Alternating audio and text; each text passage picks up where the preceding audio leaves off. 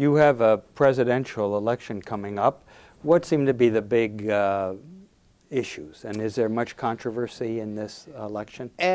I wouldn't say there's been a huge amount of controversy. We're just at the stage now today when we have the full lineup of candidates confirmed. So we have 7 candidates for this election. So it's a wide open race. I think a lot of people would struggle to pick an obvious winner at this stage. I think a big issue will be obviously Ireland's reputation internationally. And the fact that we did have this big collapse,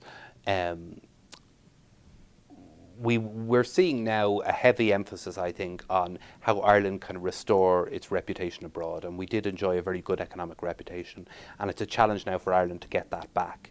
So I think that will be a big factor in this. And obviously a president, a head of state for a country like Ireland has an important role, an important ceremonial role, but also an important role as a figurehead for Ireland. So we've a number of candidates lined up to do that. They'll be making their arguments now over the next few weeks, and we'll have our presidential election on October 27th. I take it you're following our pre-election debates.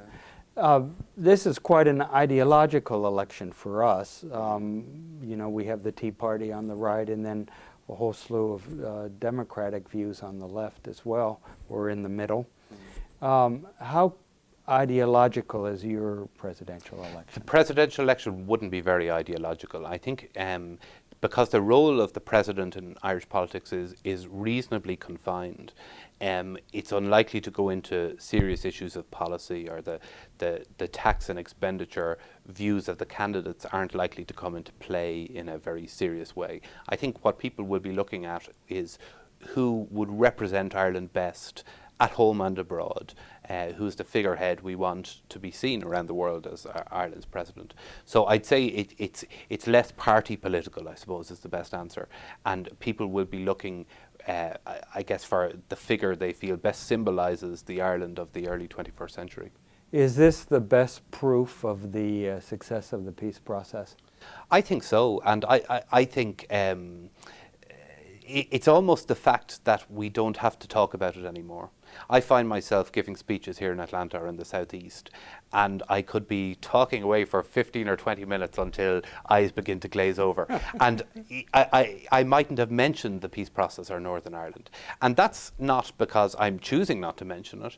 It's because it is not perhaps the most relevant thing anymore. And that's a wonderful place to be in, because as I said, we were so defined for so long by Northern Ireland and by issues to do with Northern Ireland, that it's wonderful now that it needn't enter the equation. And when it does, we find now we're talking about cooperation in a north-south sense in the island at home.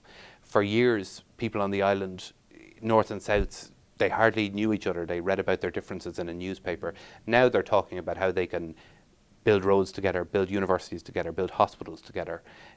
So that's a wonderful leap to have made, and I think that's reflected here as well in terms of the perhaps reduced focus on some of the negative stories that would have been a feature in the past.